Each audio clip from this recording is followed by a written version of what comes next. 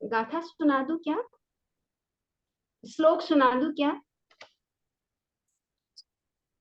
आपकी आवाज क्यों नहीं आ रही है? मेरी आवाज क्या?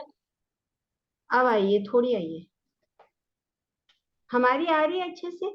हाँ, आ जाएगी भी। सुनाओ। तो आ रही है ना आवाज? हाँ, आ जाएगी।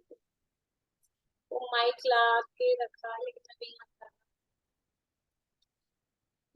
चलिए बोलिए। यस्य स्वयं स्वभावाप्तिरभावे कृत्स्न कर्मण तस्मै संज्ञान रूपाय नमोस्तु परमात्मने योग्योपादान योगेन द्रसदः स्वर्णतामता द्रव्यादि स्वादि संपत्ता वाप्मनोप्यात्मता मता वरं व्रते पदं देवं न व्रते व्रतनारकम् छाया तपोस्थयोर्भेद प्रतिपालयतोर्महान् यत्र भावः शिवं दत्ते द्योकियद्दूरवर्तिनि द्योकियद् योनत्यासु गव्युतं क्रोशार्धे किं स सिद्धति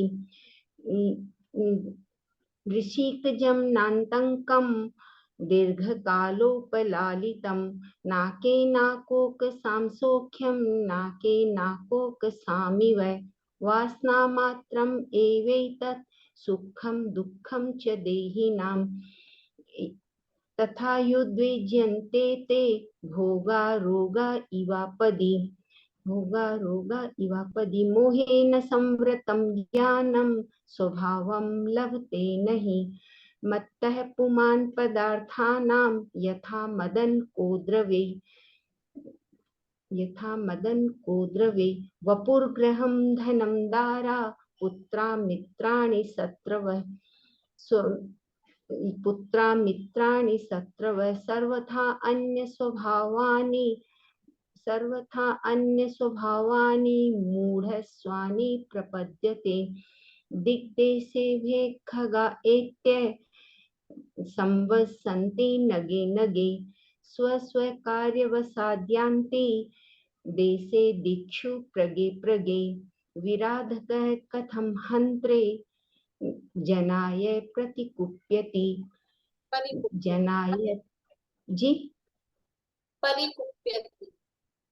जनाय परिकुप्यति विराधकः कथं हन्त्रे जनाय परिकुप्यति त्रैङ्गुलं पातयन् पदभ्यां स्वयं दण्डेन पात्यते रागद्वेषद्वयी दीर्घं नेत्राकर्षण कर्मणा अज्ञानात् सुचिरं जीव संसाराब्धौ भयत्यधो भ्रमत्यसु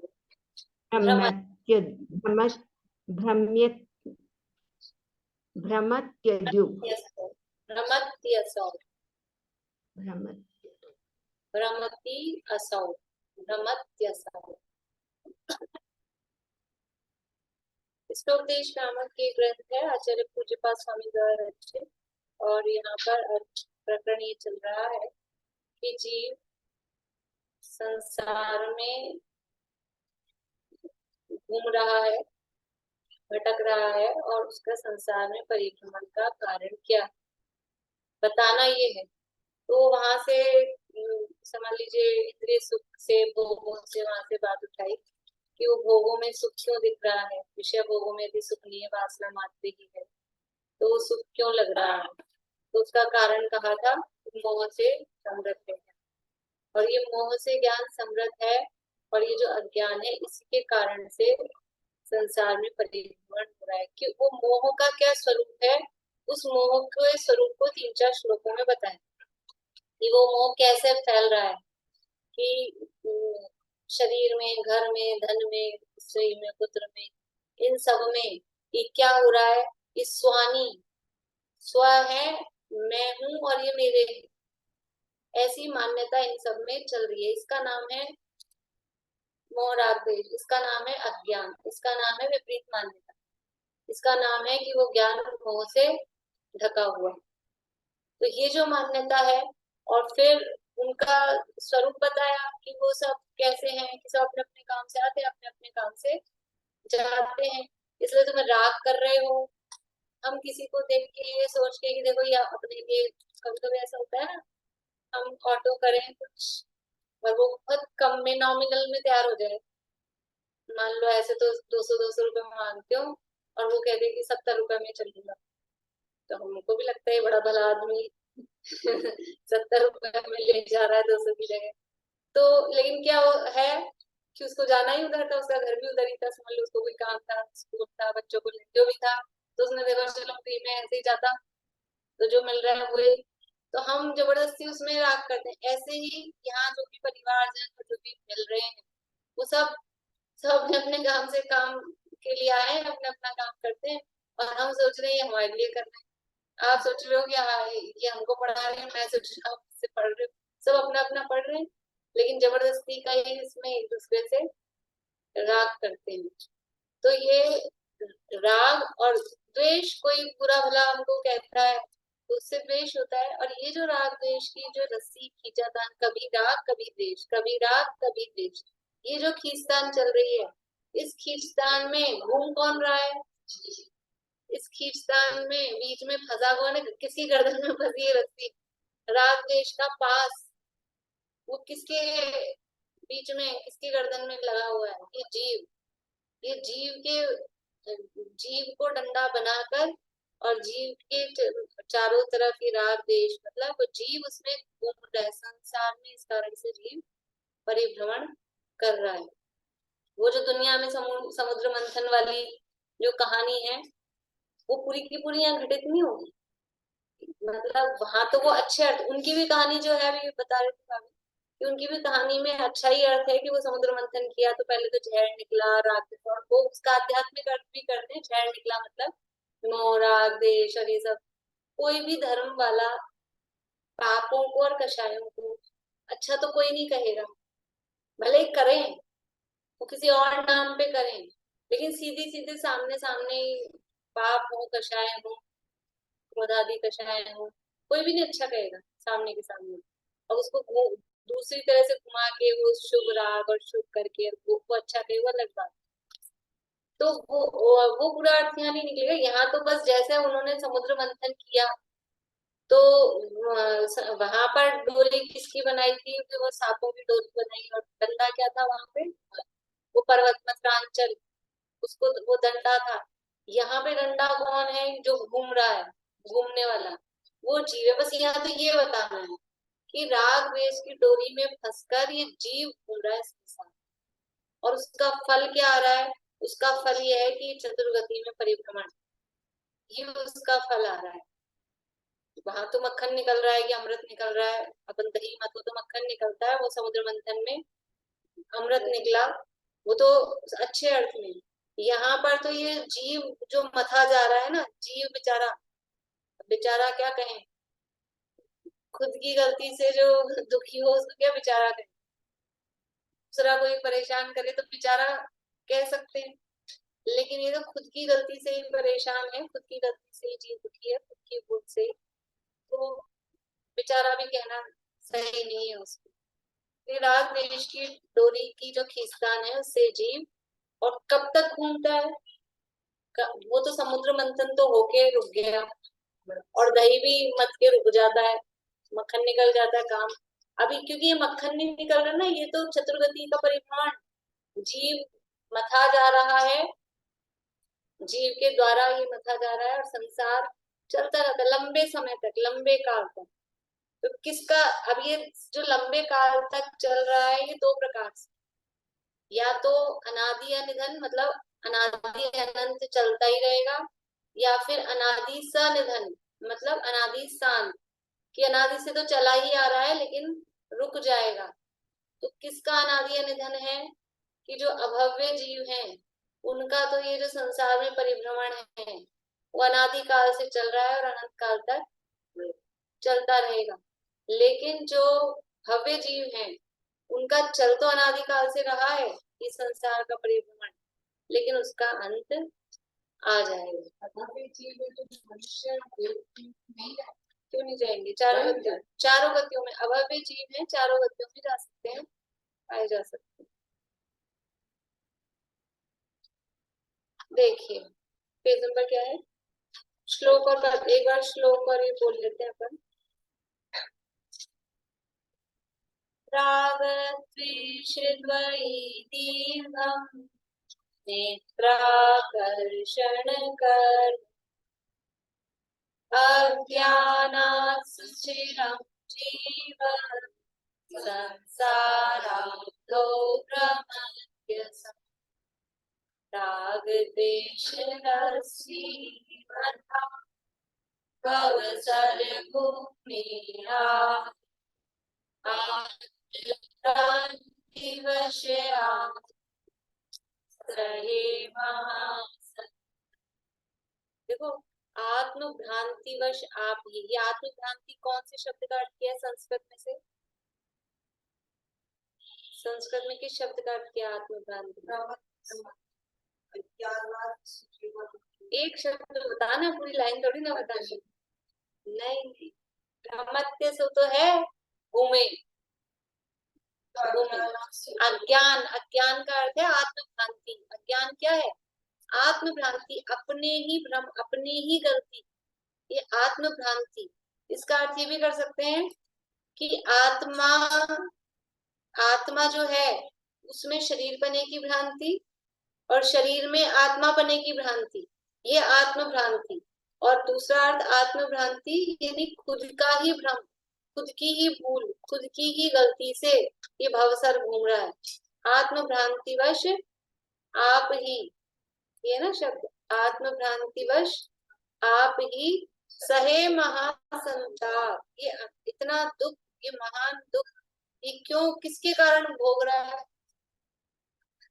अभी अभी ऐसे बात चल रही थी घर में, तो सब ऐसे कहते हैं इनसे मैं बहुत दुखी हो गई, कहीं अकेले जाके रह लूं, इनसे मैं बहुत दुखी हो गया, कहीं अकेले, मतलब आपस में ऐसा लगता है, समझ लो थोड़ा काल भी ऐसा ही है, सब एक दूसरे से परेशान है और सब अकेले रहना चाहते हैं। लेकिन वास्तव में ये दुख है कि किसी दूसरे के कारण नहीं है, किसके कारण परेशान है? जो परेशानी है ना, वो परेशानी अपने कारण ही है, मतलब हमारे घर में नहीं, दूसरे कोई बात कर रहे थे लोग ऐसी बातें करते ना भी, हम इनके कारण दुखी हैं, हम इनके कारण दुखी हैं, हम तो कहीं चले जाए, हम तो कहीं और चले जाए। क्षेत्र बदलने से सुखी नहीं होगा, क्योंकि दुख का कारण क्षेत्र नहीं है। व्यक्ति बदलने से भी सुखी नहीं होगा, क्योंकि दुख का कारण व्यक्ति नहीं है। वस्तुएं बदलने से भी सुखी नहीं होगा, क्योंकि दुख का कारण वस्तुएं नहीं है। दुख का कारण ये है अज्ञानात, ये आत्मभ्रांति। जीव दुखी है वो अपनी विपरीत मान्यता से, अपनी उल्टी मान्यता से दुखी है। अब किसी भी क्षेत्र में जाओ, किसी भी व्यक्ति के साथ रहो, और कोई भी वस्तु, कोई भी घटना, कोई भी परिस्थिति हो, जिसकी नेचर होती है ना, मतलब दुखी रहने की, वो दुखी रहेगा। यहाँ यहाँ घर के 4 आदमियों से परेशान है, अलग कहीं जाके रहेगा तो वहां अड़ोसियों पड़ोसियों से परेशान होगा। अब मैं इस पड़ोसी से दुखी हूँ, सर्दी गर्मी से ही परेशान हो जाएगा, कोई ना कोई तो रहेगा ही ना अगल बगल में। अकेला जंगल में रहेगा तो जानवरों से दुखी रहेगा। जिसको दुखी रहना है वो दुखी रहेगा, और जिसको सुखी रहना है वो घर में भी सुखी और वो जंगल में भी सुखी। चाहे घर में रहे चाहे वन में रहे, जो निज में समाये रहते हैं, सब काम जगत के किया करें, नहीं मोह किसी से करते हैं, नहीं राग द्वेष किसी से करते हैं। तो दुख का कारण राग द्वेष मोह है। दुख का कारण घर और वन ये नहीं है। दुख का कारण, दुख का कारण अपना मोह राग द्वेष, ये अज्ञान है, ये अज्ञानात। इसका लिखा है यहाँ आत्मभ्रांति, ये खुद की ही भूल है, खुद की भूल। महावीर भगवान की शिक्षाएं भागवत पाठमाला भाग 2 में दी है, याद है? याद है। बड़ी मम्मी को आना चाहिए, इसलिए रोज वो ये याद कराते रहते थे आप लोग। सभी आत्माएं पहली याद है, सभी आत्माएं समान है, कोई छोटा बड़ा नहीं है। अंतिम बोलिए प्रमिला जी, अंतिम शिक्षा बोलिए। जीव अपनी भूल से ही दुखी और अपनी भूल सुधार कर सुखी हो। बहुत बढ़िया। अंतिम ये है 11वीं, यह जीव अपनी भूल से ही दुखी है और अपनी भूल सुधार कर सुखी हो सकता है। ये जो ऊपर है ना अपने मंदिर, ऊपर मंदिर में जो लास्ट वाली इस साइड में लास्ट वाली पे लिखी है, तो पढ़ लिया करो रोज आते। लास्ट वाली अलमारी पे लिखी है पूरी 11 शिक्षाएं। ये जीव अपनी भूल से ही दुखी है, तो अच्छी बात है कि अपनी भूल से दुखी है। क्यों? अपनी भूल है तो अपनी भूल सुधार कर सुखी हो सकता है। किसी और की गलती से दुखी होए तो अब ये गलती सुधारे तो मैं सुखी हूँ। अपना सुख दूसरे के हाथ में आ जाएगा, अपना सुख अपने ही हाथ में है, क्योंकि अपना दुख भी अपने ही हाथ में है। इसलिए दूसरे के हाथ में अपना दुख देना वो पूरी पराधीनता है, टोटली। क्योंकि अब सुखी होना भी उसी के हाथ में हो जाएगा, फिर वो सुखी करेगा जब होंगे। भगवान दुखी करता है तो भगवान ही सुखी करेगा, और भगवान दुखी नहीं करता, स्वयं दुखी हो रहा है तो स्वयं। पहले ही श्लोक में कह दिया था ना, यस्य स्वयं स्वभाव, वो अपने आप से ही स्वभाव की प्राप्ति।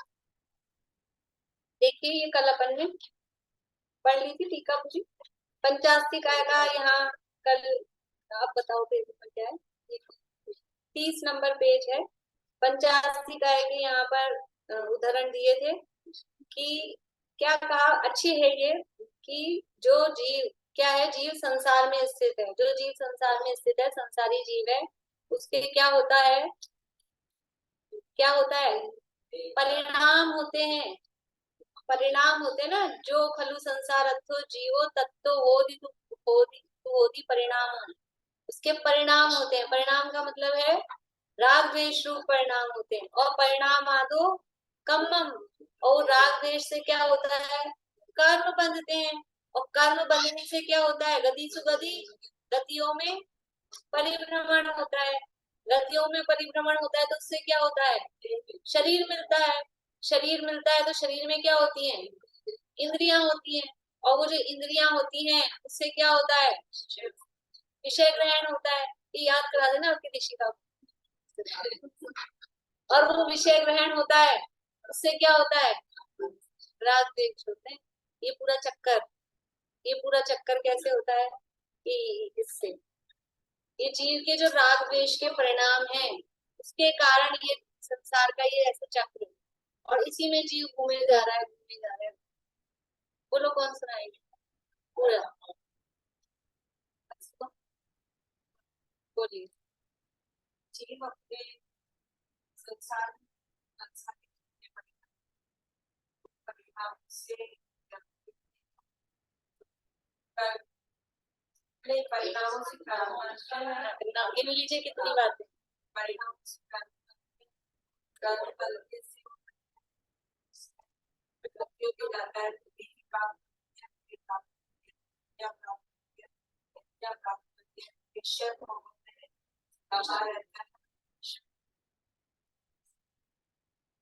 राग द्वेष होता है, राग द्वेष होता है। तो राग द्वेष में तो फिर से वही, ठीक है, बढ़िया। और इधर से कौन सुना रहे हैं? बोलिए आशा। संसारिक जीव उसके परिणाम होते हैं और परिणाम में राग द्वेष स्निग्ध परिणाम रहते हैं। फलस्वरूप देह मिलती है तो फिर इंद्रिया मिलती है, इंद्रिया में बहुत जल्दी जल्दी मिलाती थी। तो स्टेप और राग द्वेष के भाव से फिर उसको जीव को नाम कर्म बनते हैं, कर्म के जिससे देह मिलती है। कर्म से गतियों में, हाँ, गतियों में मिल जाता है, गतियों में फिर उसको देह मिलती है और देह के साथ फिर इंद्रिया है, इंद्रियों में वो फिर विषय भोगों में, और विषय भोगों में फिर उसको अच्छा इष्ट अनिष्ट की कल्पना करता है, फिर राग द्वेष करता है, फिर वही चक्कर घूमते। आपको शरीर की जगह जल्दी थी ज्यादा। ठीक है, तो ये मतलब ये संसार का चक्र किस तरह से चलता है, संसार का चक्र, यानी हम ये किस लिए है, खाली ऐसे रटने के लिए नहीं, लेकिन ये जो इंद्रिय विषय भोग है, तो इंद्रियां मिली ना, तो ये इंद्रियां हैं, ये इंद्रिय की परिभाषा क्या होती है? इंद्रिय की परिभाषा शरीर के पहचान के चिन्ह नहीं, शरीर के चिन्ह जो आत्मा को ज्ञान कराने में सहायक होते हैं। शरीर के तो वो चिन्ह, शरीर के चिन्ह है, लेकिन आत्मा के ज्ञान में सहायक होते हैं, इसको इंद्रियां कहते हैं। भाभी तो ठीक मुझसे पूछ रही है, बताऊंगी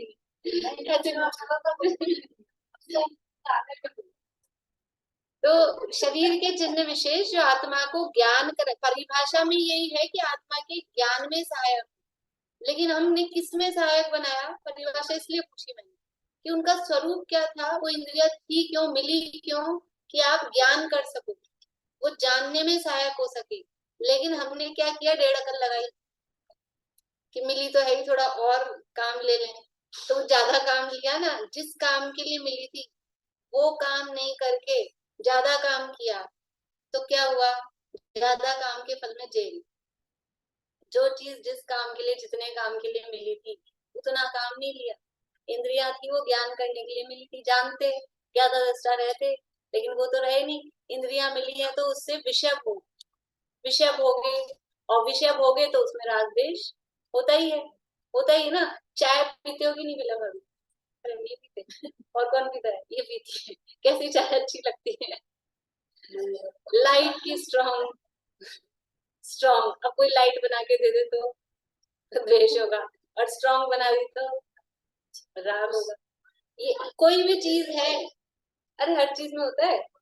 पुए पकौड़ी बनाओ ना, मसाले का कैसी सीखी है, खाली उससे मतलब नहीं होता है, सबकी अपनी अपनी चॉइस होती है। किसी को नरम चाहिए, किसी को कड़क, ये विषय है ना, विषय है ना। कलर्स में तो होता ही है, ये कलर अच्छा है, ये कलर खराब है, ये कैसी लगती है यहाँ पे अच्छी लग रही है, तो किसी को अच्छी लगती है, किसी को खराब लगती है। तो ये जो विषय ग्रहण किया, विषय भोग होगा, भोगा को ग्रहण किया, बोलने की बात है, उससे राग द्वेष होता है। राग द्वेष से फिर संसार का, और क्या, अच्छा लगना ही तो राग है। राग किसे कहते हैं? बोला आज बाल बोझ चल रही है, बोली सुशीला आंटी, राग किसे कहते हैं? इस तरह से दोनों बातें होता है कि राग में, हाँ, किसी भी वस्तु को देखकर उसे अच्छा लगना, चाहना राग है, और किसी भी वस्तु को देखकर उसे बुरा जानकर करने की इच्छा।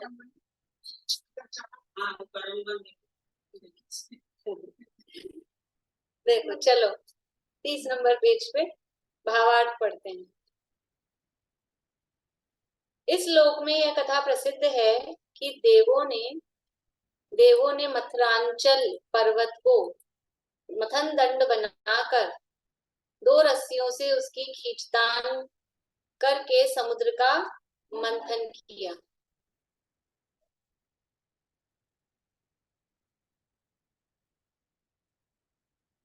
वैसे ही जीव द्रव्य क्षेत्र काल भव भाव रूप पंच परावर्तन रूप संसार समुद्र में अज्ञान जनित राग द्वेष रूप रस्सियों की आकर्षण क्रिया से अनादि काल से घूमता रहा है। ये जीव अनादि काल से पंच परावर्तन रूप, कितने किए परावर्तन, कितने किए, 5 किए। हर परावर्तन अनंत, और जितने भाव परावर्तन किए हैं उससे अनंत गुणे ज्यादा भाव परावर्तन किए हैं। जितने भाव परावर्तन किए हैं उससे अनंत गुणे ज्यादा काल परावर्तन किए हैं, और जितने काल परावर्तन किए हैं उससे अनंत गुणे ज्यादा क्षेत्र परावर्तन किए हैं, और जितने क्षेत्र परावर्तन किए हैं उससे अनंत गुणे ज्यादा क्या किया है, द्रव्य परावर्तन। अब जैसे दिन में किया था ना, कितने अनवस्था गुण, कितने अंक प्रमाण, तो ऐसे ये गुणा करते जाओ, 4 बार अनंत अनंत अनंत का गुणा इधर आ जाएगा परावर्तन में। द्रव्य परावर्तन के एक भाव परावर्तन पूरा करने में द्रव्य परावर्तन कितने अनंत बार, कितनी अनंत बार, मतलब जैसे 46 अंक प्रमाण बार भर रहे थे ना वो, तो 2 बार 46 अंक प्रमाण, ऐसे ये 4 बार अनंत अनंत अनंत अनंत, ऐसा अनंत को 4 बार आपस में गुणा करो, उतनी बार हो जाएंगे एक भाव परावर्तन। अनंत पावर 4। हाँ हाँ, तो उसको अनंत के अनंत भेद है ना, वही तो चल रहे हैं, हो गए, चल क्या रहे हैं, अनंत के अनंत भेद हैं। ये 9 भेद तो कहने के हैं, परित अनंत, युक्त अनंत, असंख्या अनंतानंत, पर उसमें एक एक के भी भेद, बीच में जो मध्यम वाले टाइप्स है ना, मध्यम वाले टाइप्स अनंत हैं बीच में, असंख्यात के असंख्यात टाइप्स हैं, संख्यात के संख्यात टाइप्स हैं। और ये भाव से शुरू है, नहीं, द्रव अनंत भाव, मतलब भाव परावर्तन सबसे कम हुआ ना, तो इसको एक को पूरा करने में पीछे वाले कितने होंगे वो बताएं। ये जीव द्रव्य क्षेत्र काल भाव रूप भव और भाव रूप पंच परावर्तन रूप संसार समुद्र में अज्ञान जनित राग द्वेष रूप रस्सियों की आकर्षण क्रिया से अनादि काल से घूमता रहा। यद्यपि कोई भी वस्तु इष्ट या अनिष्ट नहीं है, ये है वस्तु स्थिति। वस्तु स्थिति क्या है, वास्तविकता क्या है, कोई भी वस्तु इष्ट या अनिष्ट नहीं है, लेकिन फिर भी परिस्थिति क्या होती है, तथापि शांति जी वैसा भी 3 चीजें बताते हैं हर चीज में, वस्तु स्थिति, परिस्थिति और मनस्थिति। कुछ भी बात आएगी तो वो 3 चीजें निकालती है, तो ये वस्तु स्थिति है। तथापि जो वस्तु इष्ट लगती है उसमें यह राग करता है, और जो अनिष्ट लगती है उसमें द्वेष करता है। ये समझ लो मनस्थिति के कारण ही परिस्थिति की मनस्थिति है, राग और द्वेष ये करता है, और फिर परिस्थिति उससे क्या बनती है, वो संसार का परिभ्रमण वो उससे होता है। तो यद्यपि कोई भी वस्तु इष्ट या अनिष्ट नहीं है, वस्तु कोई अच्छी या बुरी होती ही नहीं है, मतलब कोई वस्तु, तो अपन समझ लो किसी दुकान में जाओ साड़ी देखने, और अपने को बहुत बुरी लगी कोई साड़ी, और हम क्या बोल के आते हैं, मुझे कोई फ्री में भी देना तो भी मैं नहीं लूं, इतनी खराब साड़ी कौन खरीदेगा इसको, और फिर उस दुकानदार की पड़ी रहती है, एक भी साड़ी बची हुई रहती है क्या, सब बिक जाती है। इसका मतलब क्या है कि वस्तु कोई अच्छी बुरी नहीं है, साड़ी कबाड़ जो होता है कबाड़ बिक जाता है, जितना भी कबाड़ है अपना वो सब बिक जाता है। वस्तु कोई अच्छी बुरी नहीं है, लेकिन जो वस्तु अच्छी लगती है, इष्ट लगती है, उसमें राग करता है कि ये अच्छी है, ये मुझे मिले। मिलना वाला तो समझ लो लोग वाली बात हो गई, मिले भले ही नहीं लेकिन ये अच्छी है, वो राग करना हुआ। और जो अनिष्ट लगती है उसमें द्वेष करता है। देहादिक पदार्थों में आत्म भ्रांति ही राग द्वेष का मूल कारण है। ये राग द्वेष हो क्यों रहे हैं सुशीला आंटी, ये राग द्वेष हो क्यों रहे हैं, क्यों हो रहे हैं कि जो मान्यता है ना, मान्यता वो विपरीत हो रही, कि जो वस्तु जैसी है उसको वैसा माने तो फिर ये अच्छी और ये बुरी ये क्यों लगे? ये ऐसी है ऐसा माने, लेकिन जो जैसी है उसको वैसा नहीं मानता है। तो शरीर शरीर है, आत्मा आत्मा है। शरीर को आत्मा मानता है, आत्मा को शरीर मानता है। वस्तुओं का स्वभाव अनित्य है, अनित्य को नित्य मानता है। और जो नित्य है, आत्मा सदा रहने वाला, उसको अनित्य मानता है। ये नहीं, ये जो वस्तु का स्वरूप सही नहीं मानता। क्योंकि शरीर आदि पदार्थों में आत्म भ्रांति, यही राग द्वेष का, देहादिक पदार्थों में आत्म भ्रांति, इसको एक शब्द में कहेंगे तो क्या कहेंगे? देहादिक पदार्थों में आत्म भ्रांति, एक शब्द में क्या कहेंगे? अज्ञान। अज्ञान। बढ़िया, ठीक है। और दूसरा शब्द भी कह सकते हैं, अज्ञान को दूसरा शब्द क्या कहेंगे? मिथ्यात्व। मिथ्यात्व, बिल्कुल। अज्ञान और मिथ्यात्व एक ही बात है, पर मिथ्यात्व, ये शरीर आदि पदार्थों में आत्म भ्रांति, ये मिथ्यात्व है। राग द्वेष का मूल कारण क्या है? राग द्वेष को दूसरे शब्दों में एक शब्द में कहो, राग द्वेष को एक शब्द में कहो, कषाय। राग द्वेष का दूसरा नाम कषाय, या कषाय का दूसरा नाम राग द्वेष। तो ये कषाय उत्पन्न क्यों होती हैं? मिथ्यात्व के कारण कषाय क्यों उत्पन्न होती हैं? मिथ्यात्व के कारण पर पदार्थ इष्टनिष्ट लगते हैं। तो ये जो इष्टनिष्ट लग रहा है, ये राग द्वेष हो रहे हैं। इस राग द्वेष का मूल कारण क्या है? मिथ्यात्व। मिथ्यात्व मतलब ये शरीर आदि पदार्थों में ये मैं हूँ, ये मेरे हैं, जबकि ये मैं नहीं हूँ, ये मेरे नहीं है। लेकिन इन पदार्थों में ये मैं हूँ, ये मेरे हैं, ये आत्म भ्रांति, ये आत्मा बनने की मिथ्या मान्यता, वो इसका राग द्वेष का मूल कारण। राग द्वेष दोनों शक्ति व्यक्ति अपेक्षा से एक साथ होते हैं। जहाँ एक के प्रति राग प्रकटपने व्यक्त रूप से होता है, वहां दूसरे के प्रति द्वेष भी शक्ति रूप से होता ही है।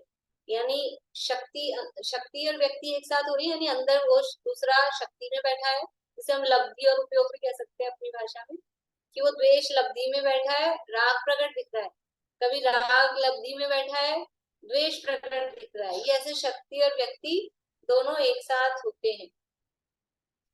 राग द्वेष दोनों शक्ति व्यक्ति अपेक्षा से, व्यक्ति मतलब प्रकटता, शक्ति मतलब प्रकटता नहीं है, लेकिन होगा, होने की पावर है।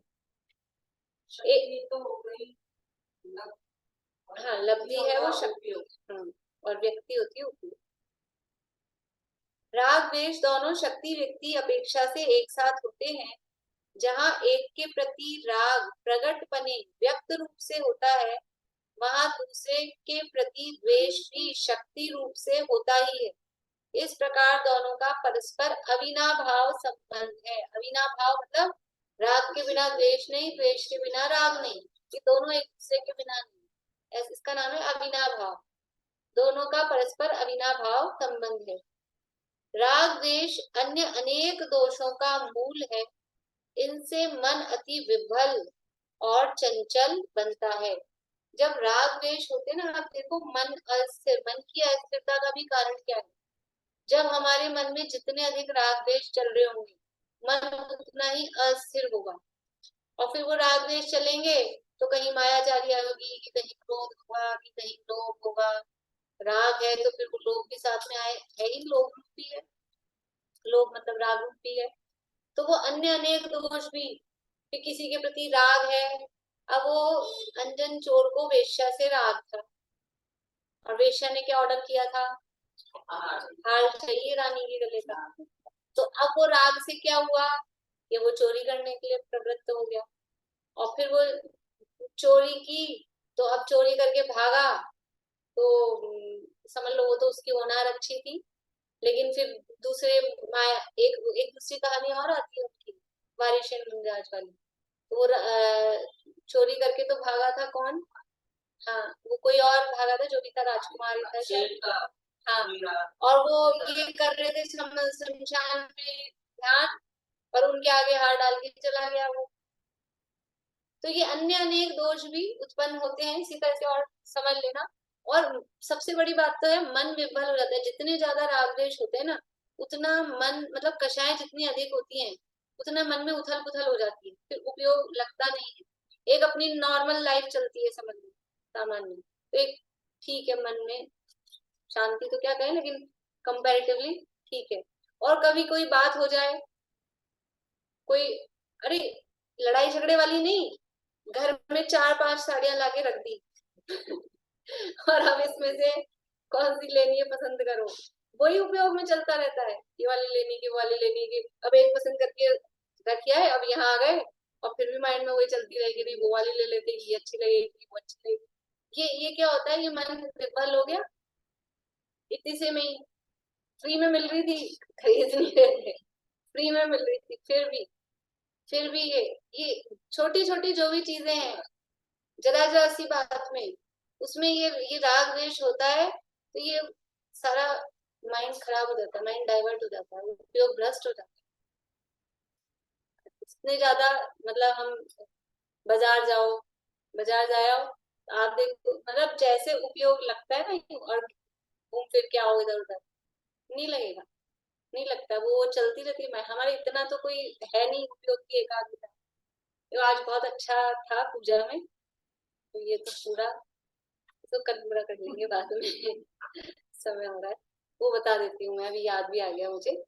बड़े पंडित साहब की पूजन है, कौन सी थी, पंचबाल्य है शायद, पंचबाल्य की पूजन। अनर्घ पद प्राप्त है अर्घम, अनर्घ पद, अर्घ से अनर्घ पद कैसे मिल सकता है? अर्घ चढ़ा रहे हैं तो वो तो है अर्घ, शब्द देखना, वो क्या है वो नहीं, वो तो है अर्घ, और अर्घ से मिल कौन सा रहा है? अनर्घ पद। अर्घ से अनर्घ कैसे मिलेगा? अर्घ से तो अर्घ मिलेगा, अर्घ से अनर्घ अपोजिट हो गए ना, प्रकाश से अंधकार, अंधकार से प्रकाश, ऐसा हो गया। अर्घ से अनर्घ पद कैसे मिलेगा? तो मैं बताती हूँ, पूछ नहीं रही हूँ, क्योंकि आप लोग जो भी बोलोगे वो जो मेरे को चाहिए वो आएगा नहीं। लिखा तो रहता है वो लिखा गलत नहीं होता मम्मी जी, वो लिखा सही है। वो क्या लिखा है उसमें, पूजन में तो उसमें लिखा उन्होंने, बड़े पंडित साहब रविंद्र आत्मन उनका है। तो अर्घ किसे कहते हैं? अर्घ बहुमूल्य, वो भी अर्थ है, पर मैं उसका बता रही हूँ, बहुमूल्य को भी अर्घ कहते हैं, अमूल्य को अनर्घ कहते हैं, वो है। तो बहुमूल्य से अमूल्य कैसे मिलेगा, है ना? यहाँ क्या कह रहे हैं, अर्घ किसे कहते हैं? होता उपयोग, देखो मैं पढ़ के बताती हूँ।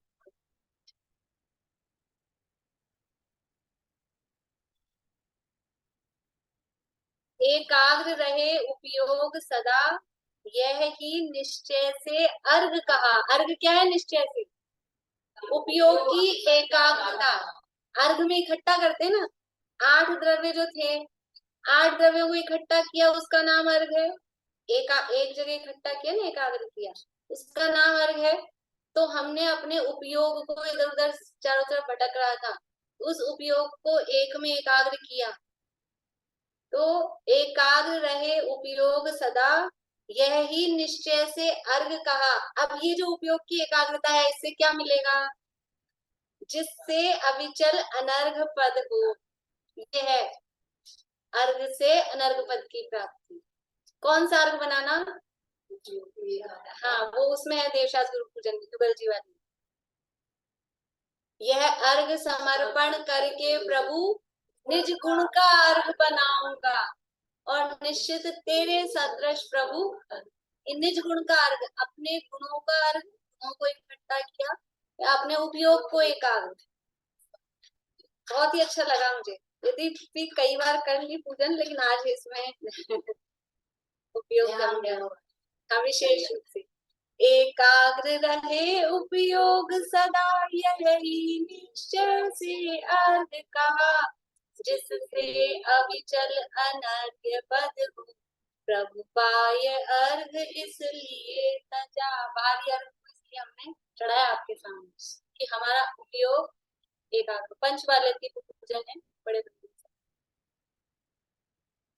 तो इस तरह से ये अपना उपयोग एकाग्र हो, और ये बाहर मतलब उपयोग की एकाग्रता की बात चलती है, जो राग देश के कारण उपयोग भ्रष्ट होता है।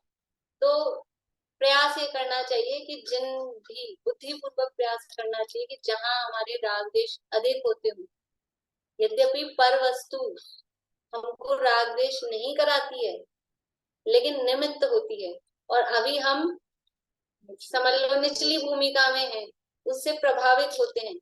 इसलिए बुद्धिपूर्वक ऐसे क्षेत्रों से, ऐसे वस्तुओं से, ऐसे व्यक्तियों से बुद्धिपूर्वक हम बचते हैं, बचना चाहिए, जिससे कि राग द्वेष बढ़ते हैं। ऐसे काम से, ऐसी बात से, जो जो भी चीजें हैं सब लगा लेना, उनसे बुद्धिपूर्वक अपने को बचना चाहिए, अपने उपयोग को बचा के रखना चाहिए, क्योंकि तुरंत फिसल जाता है, फिर वो हो जाते हैं, विभ्रष्ट हो जाता है। इस तरह से हम अपने उपयोग को एकाग्र रखें, इसी भावना से। छोटे दादा सभी में यही अर्थ है।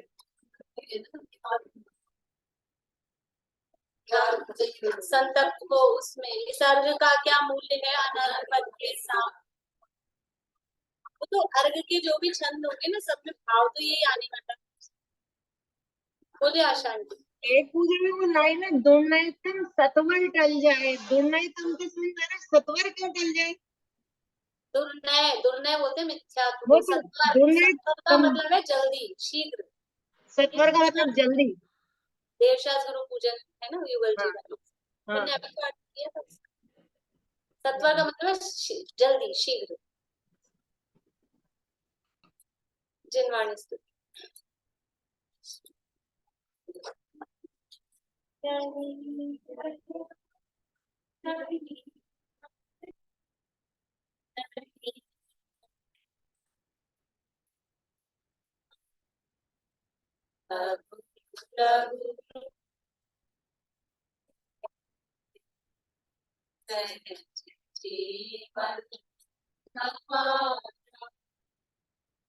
सहजीवेश्वर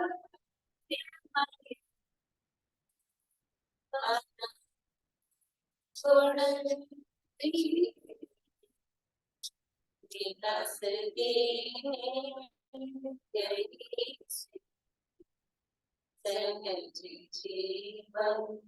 हमारा